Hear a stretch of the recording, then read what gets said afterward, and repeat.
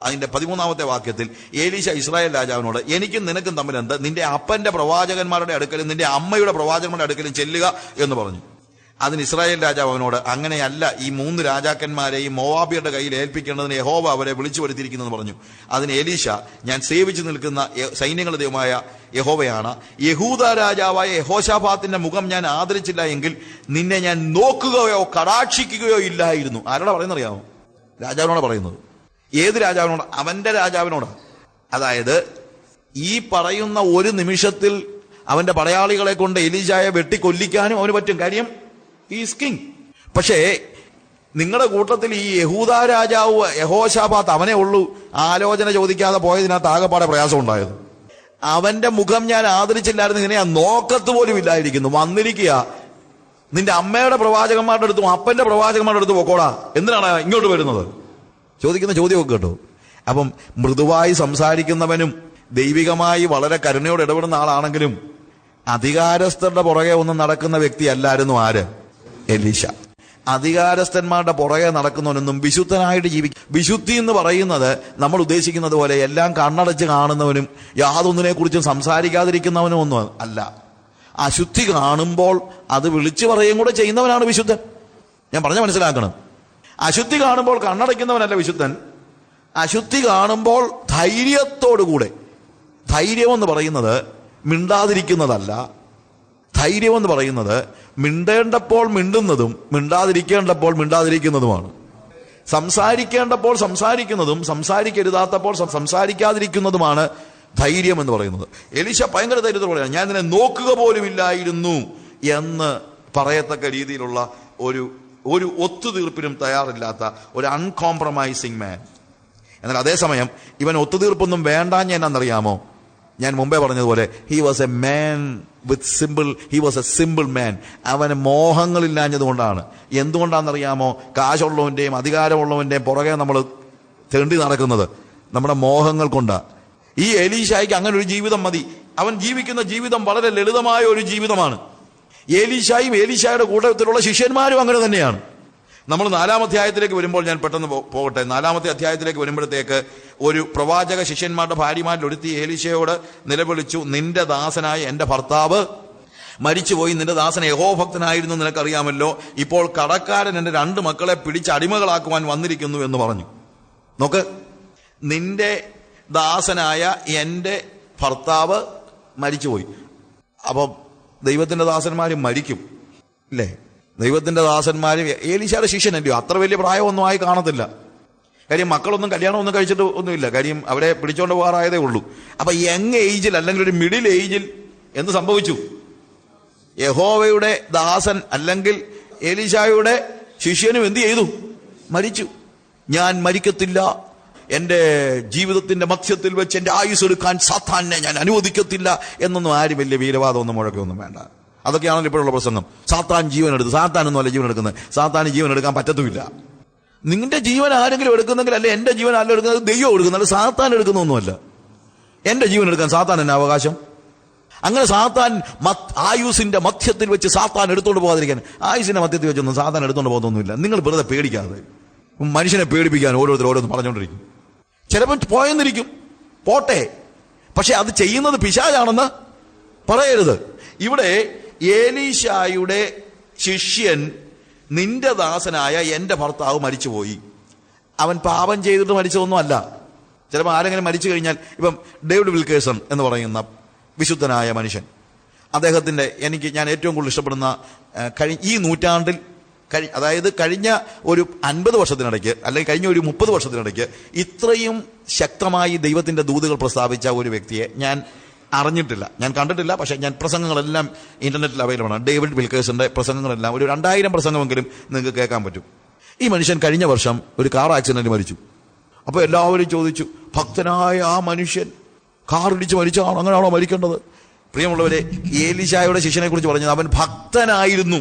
അവൻ നിന്റെ ദാസൻ യഹോഭക്തനായിരുന്നു എന്ന് നിനക്ക് അറിയാമല്ലോ എന്ന് തന്നെയല്ല, മരിച്ചത് എങ്ങനെയെന്നറിയാമോ?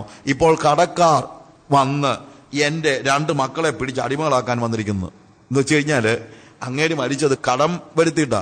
അപ്പൊ ഭക്തനായിട്ട് ജീവിച്ച എല്ലാം കിട്ടുമെന്ന് പറഞ്ഞാൽ തന്നെ അർത്ഥം എത്ര ഭക്തനായിട്ട് ജീവിച്ചാലും ചിലപ്പോൾ കടക്കാരനായെന്ന് ഇരിക്കും. അതും ചില്ലറ കടമൊന്നുമല്ല, പിള്ളാരെ പിടിച്ചുകൊണ്ട് പോകത്തക്ക രീതി. അതായത് പറ്റുകടയിൽ ഇച്ചിരി 2 മാസത്തെ പൈസ കൊടുക്കാനുള്ളതൊന്നുമല്ല, പിള്ളാരെ പിടിച്ചുകൊണ്ട് പോകത്തക്ക നിലയിൽ ഉള്ള കടം ആർക്കുണ്ടായിരുന്നു? യഹോവ ഭക്തനായ എലീശായുടെ പ്രവാചന ശിഷ്യനുണ്ടായിരുന്നു. ഇത് കേട്ട് കഴിഞ്ഞപ്പോഴത്തേക്ക് എലീശ എന്താ പറയുന്നത്? നിന്റെ വീട്ടിൽ നിനക്ക് എന്തുള്ളൂ എന്ന് ചോദിച്ചു. ഒരു ഭരണി എണ്ണയല്ലാതെ അടിയന്റെ വീട്ടിലൊന്നുമില്ല. നിങ്ങൾക്ക് ആ സ്റ്റോറി അറിയാം. പക്ഷെ ഇത് നമ്മുടെ കാലഘട്ടത്തിലായിരുന്നെങ്കിൽ, ഞാൻ എപ്പോഴും ആലോചിക്കാറുണ്ട്, നമ്മുടെ മിഷനിലോ അല്ലെങ്കിൽ നമ്മുടെ സഭയിലോ ഇതുപോലെ യങ്ങായിരിക്കുന്ന ഒരു ഭർത്താവ്, ഒരു ശുശ്രൂഷകൻ മരിക്കുകയും ഭാര്യ വന്ന് പരാതി പറയുകയും ചെയ്തു കഴിഞ്ഞാൽ ഉടനെ തന്നെ നമ്മൾ എന്ത് ചെയ്യുന്നറിയാമോ? ഈ സ്ത്രീയുടെ ഫോട്ടോയും പിള്ളേരുടെ ഫോട്ടോയും എല്ലാം വെച്ച് പെട്ടെന്ന് തന്നെ ഒരു ബ്രോഷർ അടിച്ച് അമേരിക്കയിലും ലണ്ടനിലും എല്ലായിടത്തും ഉള്ള ആളുകൾക്ക് അയച്ച്, ഭക്തനായ ഒരു മനുഷ്യന്റെ മരിച്ചു, ഇപ്പോൾ അവർക്ക് വേണ്ടി നമ്മളൊരു പിരിവ് നടത്തുകയായിരിക്കും ചെയ്യുന്നത്. നമുക്ക് ഈ മാനുഷിക ബുദ്ധിയെ മനസ്സിൽ വരത്തുള്ളൂ. അതല്ലെങ്കിൽ നമ്മൾ എന്ത് ചെയ്തേനേയും ചിലപ്പോൾ പറഞ്ഞേനേയും എന്തുവാ, നമ്മുടെ കോമൺ ഫണ്ടിൽ പൈസ വല്ലതും ഉണ്ടോ നോക്കിക്കേ. കോമൺ ഫണ്ടിൽ പൈസ വല്ലതും കിടപ്പില്ലെങ്കിൽ നമുക്കൊരു കാര്യം ചെയ്യാം, വിഡോ ഫണ്ടിൽ വല്ല പൈസ വല്ലതും ഉണ്ടോ നോക്കിക്കേ. ഏലീശയുടെ കാര്യത്തിൽ ഇതൊന്നും ഇല്ലെന്നേ, ഇങ്ങേർക്ക് ഫണ്ടും ഒന്നുമില്ല. ഈ ശിഷ്യൻ കടക്കാരനായിട്ട് മരിച്ചെന്ന് പറയുന്ന പോലെ ഇങ്ങേരും കാശുകാരനായിട്ടൊന്നും അല്ല ജീവിക്കുന്നത്. എന്താ, ഫണ്ടിൽ നിന്ന് എടുത്തു കൊടുക്കാനൊന്നും ഇങ്ങേർക്ക് ഇല്ല. ഒരു ശിഷ്യനെ വിളിച്ചിട്ടുണ്ട് ഒരു ചെക്ക് എഴുതി കൊടുക്കാനൊന്നും ഇങ്ങേരുടെ കയ്യിലില്ല. അപ്പോൾ ഏലീശായും എങ്ങനെയാ ജീവിക്കുന്നത്? ഒരു ദരിദ്രനായിട്ടാണ് ജീവിക്കുന്നത്. അതുകൊണ്ടാണല്ലോ വേറെ ഗിമ്മിക്സ് ഒന്നും കളിക്കാനായിട്ട് പറ്റാതെ എന്താ അത്ഭുതം പ്രവർത്തിക്കേണ്ടി വരുന്നത്. പല സമയത്തും ദൈവം അത്ഭുതം പ്രവർത്തിക്കുന്നത് എപ്പോഴാണെന്നറിയാവോ? നമ്മുടെ കയ്യിൽ ഒന്നും ഇല്ലാതെ വരുമ്പോഴാണ്. അതിനിടയ്ക്ക് അത്ഭുതം പ്രവർത്തിക്കുന്നു പറഞ്ഞാൽ പലപ്പോഴും ഈ കാര്യം നടക്കത്തില്ല. കർത്താവ് പറയും, എടാ ഞാൻ എന്തിനാ ഇടപെടുന്നത്? നിനക്ക് തന്നെ ആവശ്യത്തിനുള്ള കാര്യം ഉണ്ടല്ലോ, നിനക്ക് പിടിക്കാൻ നന്നായിട്ട് അറിയാമല്ലോ, എന്നാ നീ അങ്ങ് പിടിച്ചോളാൻ പറയും. മനസ്സിലായില്ലേ? അത്ഭുതകരമായി നമ്മുടെ കാര്യം നടക്കണമെങ്കിൽ പിടിക്കാനുള്ള ബുദ്ധി നമുക്കില്ലാതിരുന്നാലേ പറ്റുള്ളൂ. പിടിക്കാനുള്ള ബുദ്ധി എടുത്താൽ പിന്നെ കർത്താവ് പറയും, എന്നാ പിന്നെ പിടിച്ചങ്ങ് ചെയ്തോളാൻ പറയും. കർത്താവ് ഒരു കൂട്ടുകൃഷിക്ക് പോകത്തില്ല. അത് കർത്താവിന്റെ ഒരു പ്രത്യേകതയാണ്. പ്രവാചകൻ ഇവരുടെ സ്റ്റേജസിനെ കുറിച്ച് മനസ്സിലാക്കാൻ വീണ്ടും ആലോചിച്ചാൽ എത്രയോ ദാരിദ്ര്യത്തിലാണ് ഇവർ കഴിഞ്ഞതെന്ന് മനസ്സിലാക്കണമെങ്കിൽ 6-ാം അധ്യായം വരുമ്പോൾ അവിടെ വന്നിരിക്കുന്ന പ്രവാചക ശിഷ്യന്മാർ എലീശയോട്, ഞങ്ങൾ പാർക്കുന്ന ഈ സ്ഥലം ഞങ്ങൾക്ക് തീരെ ഇടുക്കമായിരിക്കുന്നു എന്ന് നീ കാണുന്നുവല്ലോ. നോക്ക്, ഡോർമിറ്ററി വളരെ ഇടുക്കമാണ്, ആൾക്കാർ കൂടുതലുണ്ട്, താമസിക്കാൻ സ്ഥലമില്ല. നോക്ക്, ഈ പ്രവാചക ശിഷ്യൻ ധനികനായിരുന്നെങ്കിൽ നല്ലൊരു ഡോർമിറ്ററി പണിയെടുത്തായിരുന്നു. ഒരു ഡോർമിറ്ററിക്ക് ഇടുക്കമുണ്ടെങ്കിൽ നമ്മൾ തീർച്ചയായും ഉടനെ തന്നെ വെബ്സൈറ്റിൽ പരസ്യം ചെയ്യും, ഞങ്ങൾക്ക് ഇത്രയും ശുശ്രൂഷകരുണ്ട്, പക്ഷേ പണമില്ലാത്തത് കൊണ്ട് അവർക്ക് വേണ്ടത്ര ശുശ്രൂഷകളിൽ മുന്നേറുവാൻ തക്കോണം കഴിയുന്നില്ല. ഞങ്ങളുടെ കൂടെയുള്ള ശുശ്രൂഷകരുടെ എണ്ണം ഇത്ര, അവരുടെ ഫോട്ടോയും എല്ലാം കൂടെ കൊടുത്ത് ഞങ്ങളെ സ്പോൺസർ ചെയ്യാനായിട്ട് ആരുണ്ട്? ഒരു മാസത്തേക്ക് ഇത്ര രൂപ, ഒരു വർഷത്തേക്ക് ഇത്ര രൂപ, ഒരു സൈക്കിളിന് വേണ്ടി ഇത്ര രൂപ, ഒരു മൈക്ക് സെറ്റിന് ഇത്ര രൂപ, ഓരോ കാര്യങ്ങളുടെയും പേര് പറഞ്ഞ് സ്പോൺസർ ചെയ്യാൻ. പക്ഷെ ഏലീശ അങ്ങനത്തെ ഗിമ്മിക്സ് ഒന്നും കാണിക്കുന്നില്ല. ഈ ശിഷ്യന്മാർ അതുപോലുള്ളവരാ. അതുകൊണ്ട് എന്താണെന്നറിയാമോ അവിടുത്തെ പ്രത്യേകത? അവിടെ എഴുതിയിരിക്കുന്നത്, അവർ ചെന്നിട്ട് പറയുന്നത് ഞങ്ങൾക്ക് കുറച്ച് പൈസ പിരിച്ചു തരണമെന്നും അല്ല. അവർ പറയുന്നത്, ഞങ്ങൾ പാർക്കുന്ന സ്ഥലം ഇടുക്കമുള്ളതാണ്, അതുകൊണ്ട് ഞങ്ങൾ യോർദാനോളം ചെന്ന് അവിടെ ഓരോരുത്തരും ഓരോ മരം കൊണ്ടുവന്ന് ഞങ്ങൾക്ക് പാർക്കേണ്ടതിന് സ്ഥലം ഉണ്ടാക്കട്ടെ എന്ന് പറഞ്ഞു. അവർ തന്നെ അധ്വാനിക്കാൻ തയ്യാറാണ്. അവരാരും പറഞ്ഞില്ല കർത്താവിന് വേണ്ടി സമർപ്പിച്ചതാണ് ഈ കരങ്ങൾ, ഇതുകൊണ്ട് കോടാലി പിടിക്കത്തില്ല എന്നൊന്നും പറഞ്ഞൊന്നുമില്ല. പ്രിയമുള്ളവരെ, കർത്താവിന് വേണ്ടി കരങ്ങൾ അങ്ങോട്ട് സമർപ്പിച്ചു കഴിഞ്ഞാൽ പിന്നെ ഇതുകൊണ്ട് കോടാലി പിടിച്ചാൽ ഒന്നും സംഭവിക്കാനില്ല, കോടാലി ആകാതിരുന്നാൽ മതി. അതുകൊണ്ട് അധ്വാനിക്കുക എന്ന് പറഞ്ഞാൽ ഒന്നും അത്ര വലിയ കുഴപ്പമുള്ള കാര്യമൊന്നുമല്ല. സ്ഥലം എടുക്കുവാണെങ്കിൽ ചിലപ്പോൾ അധ്വാനിക്കണമെന്ന് അധ്വാനിക്കണം, അതിനൊന്നും പ്രശ്നമൊന്നുമില്ല. നമ്മൾ വലിയ ജാട കാണിക്കായിരുന്നു വെച്ചാൽ മതി. ഇവിടെ ഞങ്ങൾ യോർദാങ്കോളം പോയി ഞങ്ങൾ ഓരോ മരം വെട്ടിക്കൊണ്ട് വന്നോളാമെന്നാണ് പറയുന്നത്, അല്ലാതെ വേറെ ഒന്നുമല്ല. നീ ഞങ്ങൾക്ക് വേണ്ടി ഫണ്ട് പിരിക്കണമെന്നൊന്നും പറയുന്നില്ല. അവരാരും പറഞ്ഞില്ല, പാസ്റ്ററെ ഞങ്ങൾ ഇവിടെ നിന്നാൽ ഞങ്ങൾക്ക് നല്ലൊരു ഡോർമിറ്ററിയോ പാഴ്സനേജ് ഉണ്ടാകുമോ, അതോ ഞങ്ങൾ ഇനി അടുത്ത വേറെ ആരെങ്കിലും നോക്കണോ? ഏതാ പാസ്റ്റർക്ക് ഒരു പാഴ്സനേജ് പണിതു തരാനൊക്കെ ബുദ്ധിമുട്ടാണെങ്കിൽ വേറൊരു സംഘടന ഞങ്ങളുടെ പുറകെ നടപ്പുണ്ട്, പാഴ്സനേജ് പണിതു തരാമെന്നും പറഞ്ഞുകൊണ്ട്. ഇവിടുത്തെ പ്രശ്നം അതാണല്ലോ. പണിത് കൊടുത്തില്ലെങ്കിൽ പിറ്റേ ദിവസം വേറെ ആൾ വന്നിരിക്കുകയല്ലേ പണിത് കൊടുക്കാനായിട്ട്, ഇല്ലേ? ഇതാ ഇവിടുത്തെ പ്രോബ്ലം എന്ന് പറയുന്നത്. ശിഷ്യന്മാർ പറയാണ്, ഇല്ല, ഞങ്ങൾക്ക് പാഴ്സനേജ് ഉണ്ടെങ്കിലും ഇല്ലെങ്കിലും ഞങ്ങൾ നിന്റെ കൂടെ തന്നെയാണ്, പക്ഷേ ഞങ്ങൾക്ക് പറ്റുമെങ്കിൽ അവിടെ വരെ പോകാൻ ഒരു അനുവാദം തരണം. അവൻ പറഞ്ഞു, ഒരു കാര്യം, സ്ഥലം ഉണ്ടാക്കട്ടെ, അവൻ പോകാ എന്ന് പറഞ്ഞു. അവരിൽ ഒരുത്തൻ ദയ ചെയ്ത് അടിയങ്ങളുടെ കൂടെ പോരണമേ എന്ന് അപേക്ഷിച്ചതിന് പോരാമെന്ന് അവൻ പറഞ്ഞു. നോക്ക്, എന്തോ ഒരു സിമ്പിൾ ആയിട്ടുള്ള മനുഷ്യനാണ്. പോന്നു. അവിടെ ചെന്ന് കഴിഞ്ഞ് നിങ്ങൾക്കറിയാമല്ലോ, കോടാലി അല്ലെങ്കിൽ ആക്സ് എന്ത് ചെയ്യുന്നു? തെറിച്ച് നദിക്കകത്ത് പോകുന്നു. ഉടനെ അവനെന്താ പറയുന്നത്?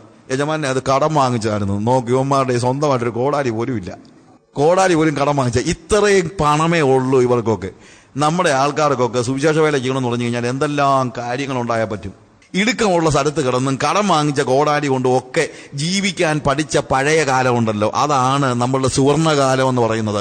അല്ലാതെ എല്ലാ സൗകര്യങ്ങളും സുഖങ്ങളും ഉള്ള കാലമല്ല എന്ന് നമ്മൾ മനസ്സിലാക്കണം. ഇത്രയും ദുരിതങ്ങൾ ഉണ്ടായിട്ടും ഇത്രയും പ്രയാസങ്ങളുടെ കാലഘട്ടത്തിലായിരുന്നിട്ടും എലീശായിൽ ധനമോഹം ഒരിക്കലും ഉണ്ടായിട്ടില്ല.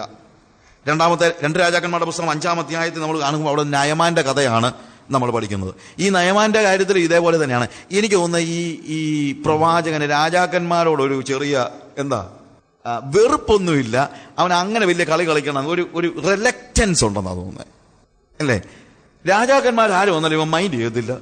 നമ്മളൊക്കെ ആണെങ്കിൽ അവർ വരുമ്പോഴാണ് എല്ലാം കൂടെ ഇടപെടുന്നത്.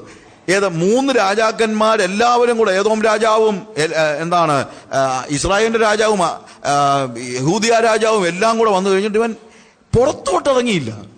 ഇതേപോലെ തന്നെ നയമാൻ അരാം രാജാവിന്റെ സേനാധിപൻ വന്നു കഴിഞ്ഞപ്പോഴത്തേക്ക് അവൻ ചിന്തിച്ചത് പ്രവാചകൻ ഇങ്ങോട്ട് ഇറങ്ങി വന്ന് കൈ ഇങ്ങനെ ആട്ടി സൗഖ്യമാകട്ടെ എന്ന് പറയുമെന്നൊക്കെയാ ചിന്തിച്ചത്.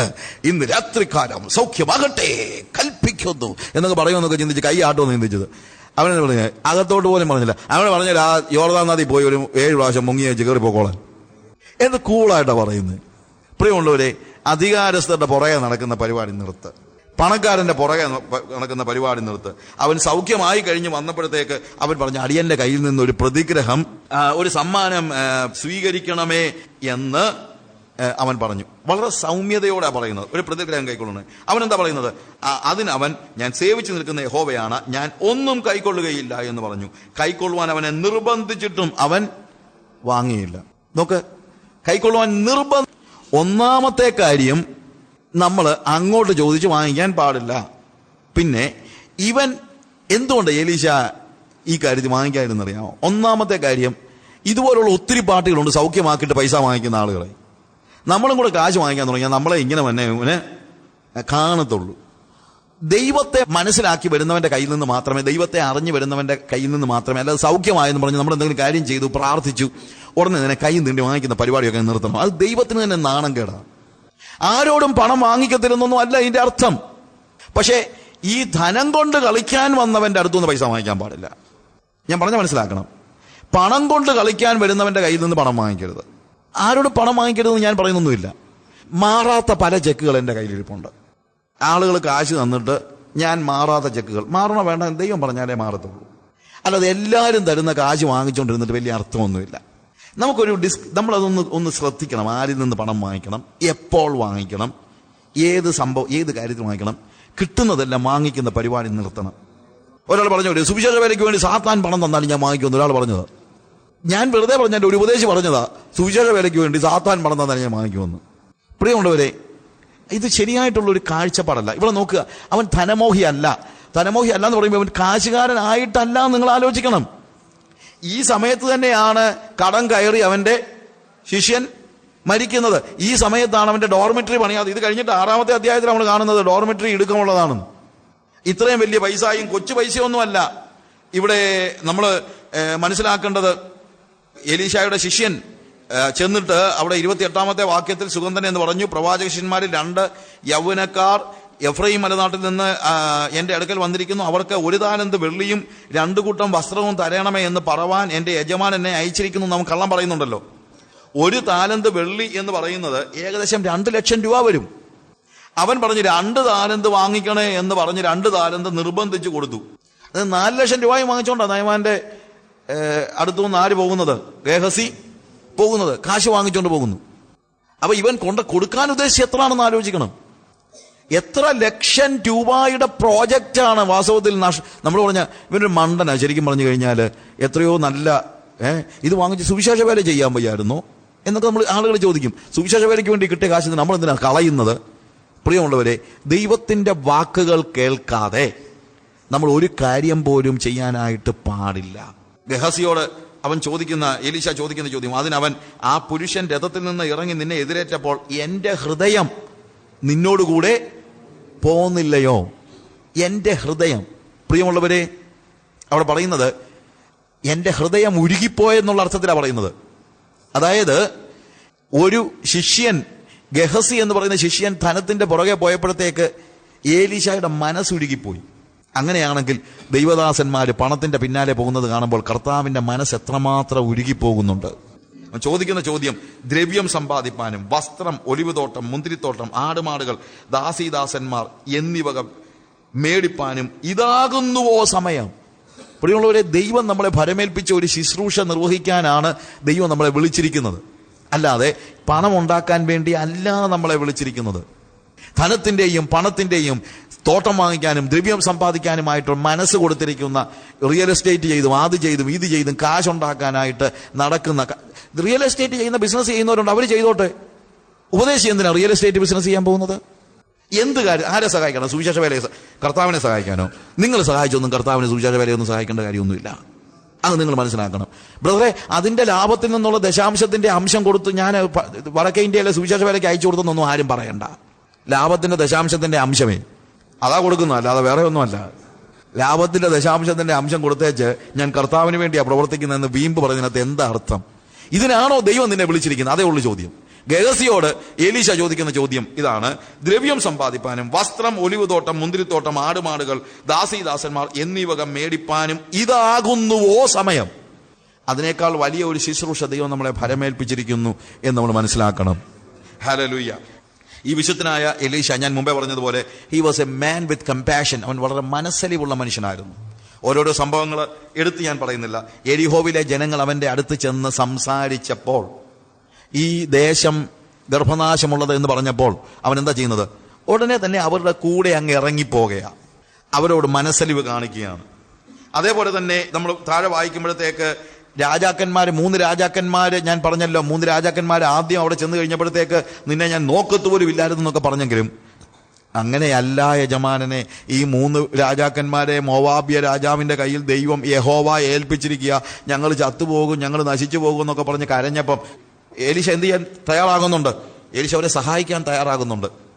ആദ്യം ഒരു രാജാവെന്നുള്ള പദവിയും കൊണ്ട് ചെന്ന് കഴിഞ്ഞാൽ, രാജാവെന്നുള്ള പദവിയും കൊണ്ട് ചെന്ന് കഴിഞ്ഞാൽ അവിടെ കയറ്റത്തില്ല. പക്ഷേ കുനിഞ്ഞു ചെല്ലുകയാണെങ്കിൽ കയറ്റും. ഞങ്ങളുടെ വീട്ടിൽ ഒരു സംഘടനയുടെ പ്രസിഡന്റ് വന്നു കഴിഞ്ഞപ്പോഴത്തേക്ക് നടന്ന ഒരു കാര്യമാണ്. ജെസി എന്നോട് ഇങ്ങനെ പറഞ്ഞു, ഇപ്പൊ ഇന്ന സംഘടനയുടെ പ്രസിഡന്റാ വന്നിരിക്കുന്നത്. അപ്പൊ ഞാനൊന്നും മിണ്ടിയില്ല. ഉടനെ അദ്ദേഹം പറഞ്ഞു, ഞാനിപ്പം വന്നത് ആ പേരിലൊന്നും അല്ല കേട്ടോ. എന്നാ ജെസി പറഞ്ഞു, ആ പേരിൽ ഇങ്ങോട്ട് വന്നാൽ ഇവിടെ കയറ്റത്തുമില്ല.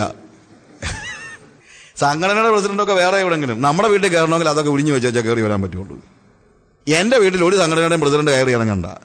എന്റെ വീട്ടിൽ വ്യക്തികൾ കയറി ഇറങ്ങാൻ മതി. സംഘടനയുടെ പ്രസിഡന്റ് എന്റെ വീട്ടിൽ വന്നിട്ട് എനിക്ക് തന്നെ എടുക്കാന്? സംഘടനയുടെ പ്രസിഡന്റ് ആയിരിക്കും, പക്ഷെ എന്റെ വീട്ടിൽ വരുമ്പോൾ സംഘടനയുടെ പ്രസിഡന്റായിട്ട് ആരും കയറി വരികയൊന്നും വേണ്ട. എനിക്ക് അവരിൽ നിന്നൊന്നും നേടാനൊന്നുമില്ല. ഞാൻ അവർക്ക് എന്നെ കൊണ്ട് ആവശ്യമില്ല. അതുകൊണ്ട് ആ രീതിയിൽ ആരും എൻ്റെ അടുത്ത് വരുത്തുമില്ല. ഞാൻ അവർക്ക് ഉപദ്രവം ചെയ്യാൻ പോകുന്നില്ല. പക്ഷേ അവർക്ക് ആ രീതിയിൽ എൻ്റെ വീട്ടിൽ വരാൻ ഞാനോട്ട് അനുവദിക്കത്തുമില്ല. എനിക്ക് എന്നെക്കുറിച്ച് നല്ല ബോധ്യമുണ്ട്. ഞാൻ ആരാണെന്നുള്ള ബോധ്യം എനിക്കുണ്ട്. ഞാൻ സംഘടനയുടെ പുറകെ നടക്കുന്ന ആളല്ല. അതല്ല ദൈവം എന്നിൽ നിന്ന് പ്രതീക്ഷിക്കുന്നത് എനിക്കറിയാം. ഞാൻ ധനസമ്പാദനത്തിന് വേണ്ടി നടക്കുകയാണെങ്കിൽ ഞാൻ ദൈവത്തോട് കാണിക്കുന്ന അനീതിയാണ്. കാര്യം ദൈവം എന്നെ വിളിച്ചത് അതിനു വേണ്ടി അല്ല എന്ന് എനിക്കറിയാം. ഞാൻ ചിലപ്പോൾ പറയാറുണ്ട്, ഞാൻ കർത്താവിനെ കണ്ടപ്പോൾ എനിക്കുള്ള സമ്പത്തിന്റെ 30% എൻ്റെ കയ്യിലുള്ളൂ. ഇപ്പം എനിക്ക് ഒരു സങ്കടവും ഇല്ല. ഇതുകൊണ്ട് തന്നെ എനിക്ക് ജീവിക്കാൻ പറ്റുന്നുണ്ടല്ലോ. പിന്നെ ഞാൻ എന്തിനാ കിടന്ന് കഷ്ടപ്പെടാൻ പോകുന്നത്? എനിക്ക് ജീവിക്കാനുള്ളത് എൻ്റെ കയ്യിലുണ്ട്. ഞാൻ വളരെ സംതൃപ്തനായ മനുഷ്യനാണ്. എനിക്ക് വേറെ ആരും ആകണ്ട, വേറെ എനിക്ക് ഒന്നും വേണ്ട, എനിക്ക് ഇതിനേക്കാൾ കൂടുതൽ വേണ്ട. ഞാൻ അന്ന് തൊട്ട് പ്രാർത്ഥിച്ചിട്ടൊരു കാര്യമുണ്ട്, ഞാൻ മരിക്കുമ്പോൾ, ഞാൻ യേശുവിനെ കണ്ടുമുട്ടുമ്പോൾ എനിക്കുണ്ടായിരുന്ന സമ്പത്തിൽ 1 രൂപയെങ്കിലും കുറഞ്ഞ് മരിക്കണമെന്ന് എൻ്റെ ആഗ്രഹം.